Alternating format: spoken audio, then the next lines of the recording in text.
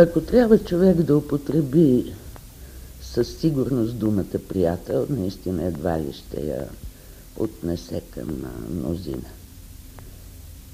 Но за Никола Русев мога да кажа категорично, че бяхме приятели.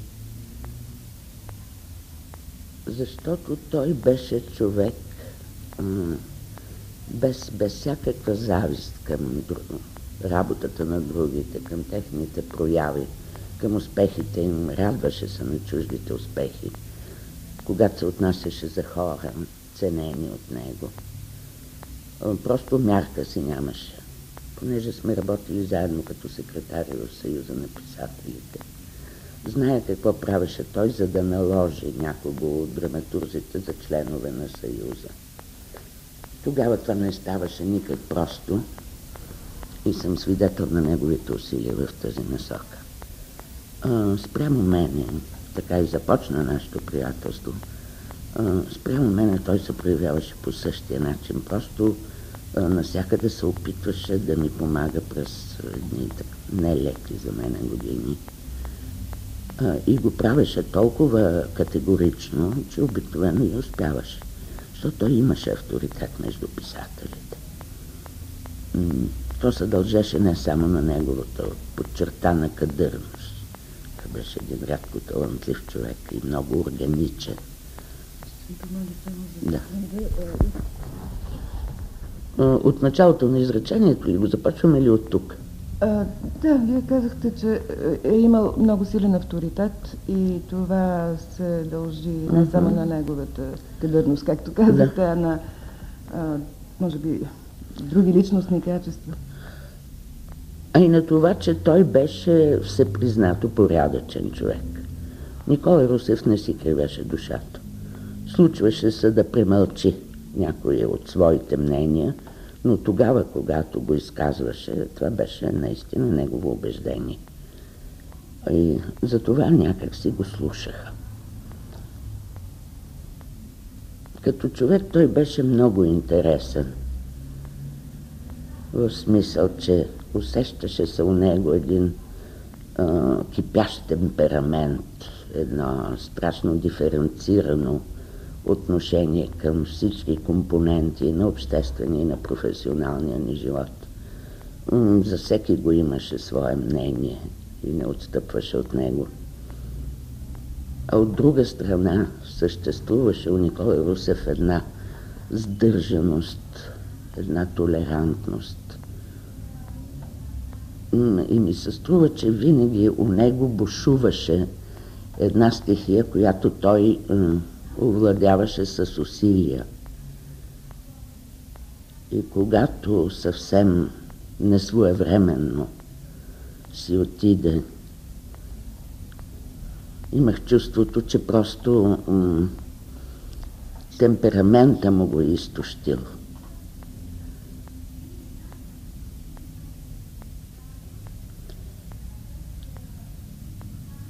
Понеже от съвсем всички човешки качества най-силно ме респектира професионализма.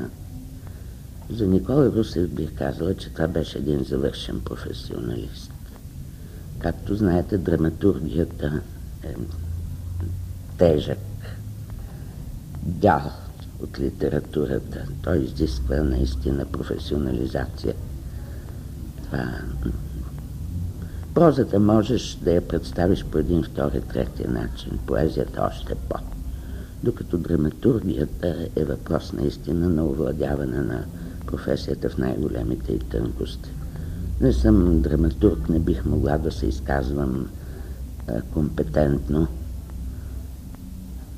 върху нея, но диалога на Никола Русев аз не съм го срещала от друг наш писател. Не случайно и до ден днешен млади хора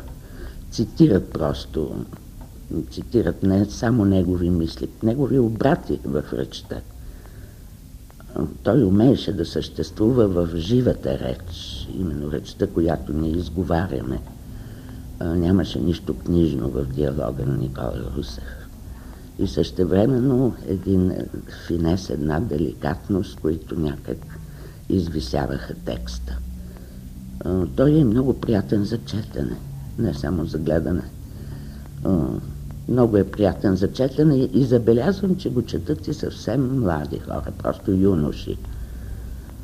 Като прозаик ми се струва, че той не получи своето признание адекватно. Имате предвид романа му Кирил Философът? Да, за това той сам знаеше, че някак си недобре е акомодирана там прозата къмто драматургията. Но аз имам предвид неговата приказка за Стоедин, която е брилянтно произведение на прозата. Направо брилянтно. Страшно духовито, остроумно, неочаквано. Една прекрасна книга, която съвсем не само деца четат, дори най-малко деца. И ми се струва, че приказка за Стоедин трябва да си остане така в съкровищницата на българската проза. Тя и ще остане, да никой не може да й попречи.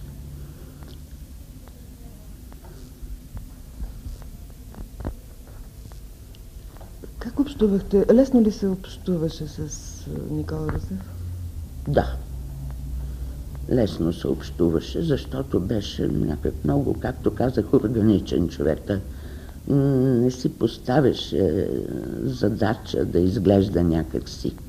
Той си беше такъв какъвто. И понеже така и двамата с него сме имали едно аналогично хашлашко, софийско детство и юношество, някак много лесно ни вървеше и лафа, както се казва. Просто непрекъснато се връщахме към онази форма на улично общуване на софийските хлапета между двете войни. Страшно приятно беше общуването с него. После той беше някак щедър в отношението си към хората, като всеки наистина талантлив човек, не се пестеше.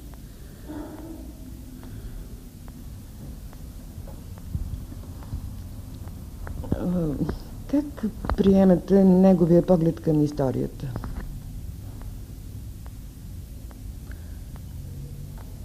Русев много съвестно проучваше източници и литература, когато се насочеше към една историческа тема.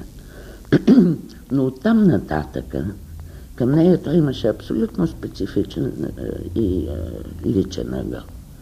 Той никога не преразказваше историята. Той никога не я обясняваше. Той взимаше от нея някакво зърно и оттам нататък развиваше нещата по най-неочакван и внезапен начин. Така че историческите му работи, като Старчето и стрелата, Драк и Роба, От земята до небето, Константин Философ, или как се казваше филма, не си спомням вече. Но ако забелязвате, там винаги има някакъв много тесен ъгъл, насочен най-вече към психологията на даден герой. И останалото се разиграва просто за да го експонира този герой, за да го обясни. Но никога това не беше исторически сюжет всъщност. Той не гонеше това. Така, вие визирахте тези произведения. Той не се пази там и от населеност. Не се бои при него организацията на идеята, като че ли е много силна в историческите му работи, имам предвид. Да, вероятно е така. Изразено на театрален език. Но мен ми правеше впечатление, че той ставаше по-убедителен по този начин, отколкото ако би тръгнал да разказва един живот или едно събитие. Много са му различни историческите работи от всичко, което сме свикнали да гледаме на сцената. Освен всичко, аз като комедиограф него го харесвах много. защото всичко това, което той правеше в своите комедии, беше извънредно близко до широкия зрител, широката публика, да го речем, но умеше от него да извлече такива поуки, както се казва на детски език, които просто работеха. Табакерата 24 карата ли беше или 18, да. Примерно една разкошна комедия, по съвсем всичките правила на комедията, но пак се връщам към това, че диалога е просто прекрасен и че разкрива една такава галерия от характери, които, за съжаление, всеки ден наблюдаваме. Ми се струва, че той беше много добре възприеман като комедиограф.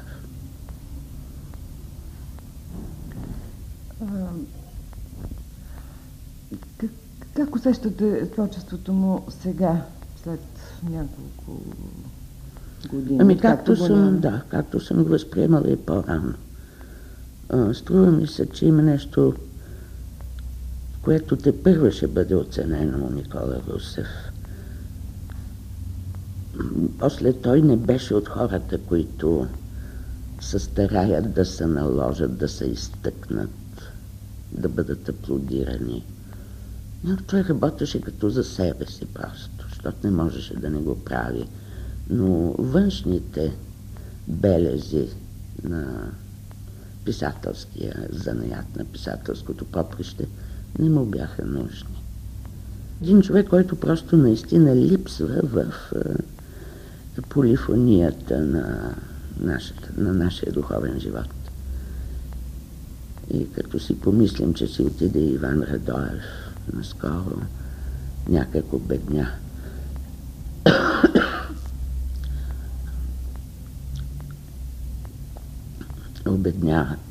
драматургията ни.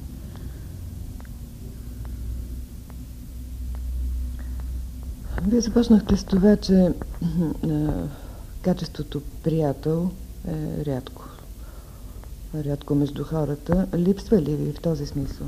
Да. Хем ми липсва, хем имам чувството, че е тук. Защото много му познавах и реакциите, и изводите, и начина да ги изказва. Това чувство за ирония, за черен хумор у него. Хем разбиране за човешката психология, хем една дистанция от към злободневието. Някак си всичко това са качества на един човек, които продължаваш да носиш със себе си и продължаваш просто своя диалог с него. Тъй, че просто именно понеже напоследък се сгъсти динамиката в нашия живот. Колю Русев ми липсва за той, че има много неща, които бих искала да споделя с него. И много щяхме да се смеем. И изобщо като се съберехме, това си беше само един смях от край до край. Добре, така описвате го като човек с лекост, когато леко се общува. В същото време той по някакъв начин е трупал в себе си. Да. Вижте, аз не съм свидетел как е общувал с други. Аз знае ние как сме общували, но той същевременно беше човек, който респектира. Имам предвид така, че много негови почитатели са се отнасяли към мене с молба да ги препоръчам, да ги свържа с Никола Русев,